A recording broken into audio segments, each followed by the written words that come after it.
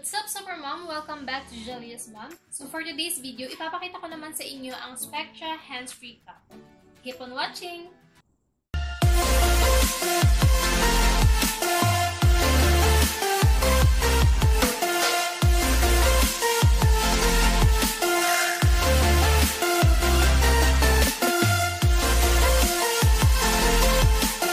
Etong Spectra hands-free cup is also from Korea. And BPA free na rin siya.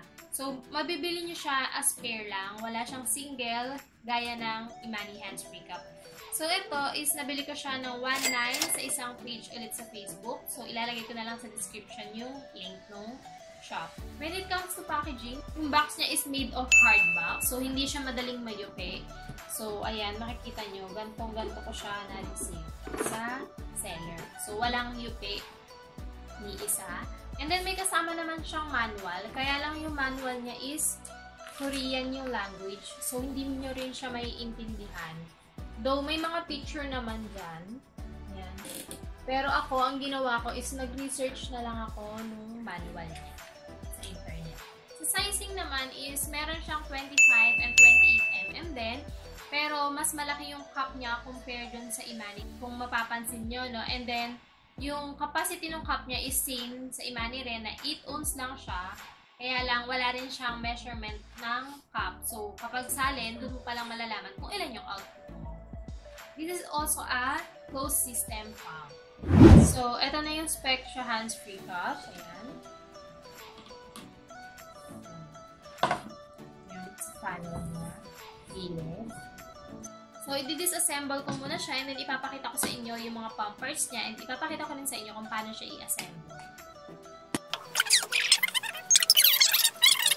So, ayan. Good thing rin pala dito sa Spectra hands-free cup is meron siyang battle connector na kasama. So, eto siya. Kung hindi mo siya gagamitin as hands-free cup, pwede mo siyang i-connect sa battle. May battle connector niya siyang kasama, dalawa, and then wide neck lang yung battle na kailangan mo isama. So, ito yung breast shield niya or yung panel. Ito naman yung milk collection cup. Yan. Malaki talaga siya, no? Ito naman yung valve connector. Yan. Tapos, ito yung valve niya. Yung membrane. Yan. Yung backflow prevention cup. So, kapag i-assemble naman siya, different way siya from Imani hands-free cup. So, ito, buuin natin siya, no? Ito yung valve connector niya. Then, yung valve. Ayan. Tapos, membrane. So, ito, diretso lang. Wala naman siyang specific na pwesto na nakalagay dun sa manual. So, pwede nyo lang ikabit basta. And then, yung backflow preventer cup. So, ito, make sure na lang na naka-center siya. So, ang ginagawa ko, meron siyang parang dot kasi dito. So, yun na lang yung ginagawa kong mark niya para ma-make sure ko na naka-center siya. So, ayan. Nabuo na natin siya. And then, tsaka natin siya ilalagay sa breast shield. So, kung sa Imani, sa milk collection cup natin siya unang kinakabit. Ito, hindi. Sa breast shield muna. And then, tsaka natin ilalagay yung milk collection cup. Ayan, yung butas sa taas. So, kailangan pantay siya. Then, make sure na tutunog ulit siya. Ayan. And nakalapat. Para hindi magli-leak yung milk. So, ayan. And then, yung tubing is, pwede mo na siyang ilagay dito. Oh, no!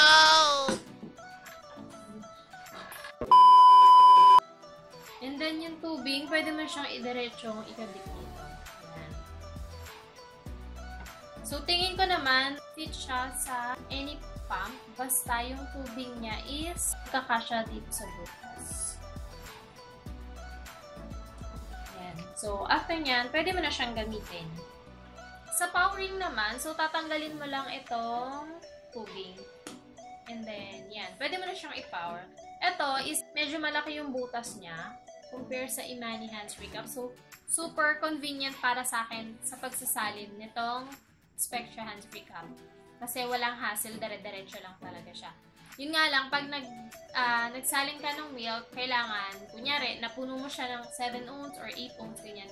Kailangan isang salinan lang siya kasi lilik siya ng konti kapag hindi diretso yung pagsalin mo sa bottle. So, para para sa akin naman is medyo malaki nga to kumpara sa Imani hands-free cup. So, kapag gamit ko to sa office, hindi ako masyadong komportableng gumalaw. Kasi nga, sobrang payat ko. Mukha akong jogang tinubuan ng mukha. Ang tawag nga nila sa akin sa office ay jogagger. Dahil dito nga, pag nagpapump ako, nakikita nila ako. Ang laki nung boobs ko paglabas. Buti na lang, flat-chested pa ako. Kasi kung hindi, baka mas lalong hindi siya accurate sa katawan ko talaga. Ngayon naman, ipapakita ko sa inyo kung paano naman gamitin tong bottle connector. Hindi ko lang mapapakita malagyan siya ng bottle kasi wala akong available ngayon na bottle na wide neck. Nasa hugasan ko. So, ito yung bottle connector. And then, ilagay lang natin yung membrane sa taas. Tapos, yung silicone valve dito. Tapos yung itong backflow prevention cup. Make sure ulit na center. So, kahit hindi naman, kasi hindi naman natin siya kailangan i-fit gaya nung sa hands-free cup. Tapos, itong breast shield. Yan, higpit na siya. Yan, pwede nyo na siyang gamitin. Lalagyan nyo lang ng bottle sa ilalim dito. Bottle, dito bottle. Yan. So, ito, pagka gusto nyo sa bottle, mag-pump. Hindi yung hands-free cup. So, yun na nga po yung Spectra hands-free cup. I hope na nakatulong ako sa inyo sa pagde-decide nyo kung anong hands-free cup yung bibilin nyo for your convenient pumping. Thank you for watching! Don't forget to follow us on Facebook, Julia's Mom.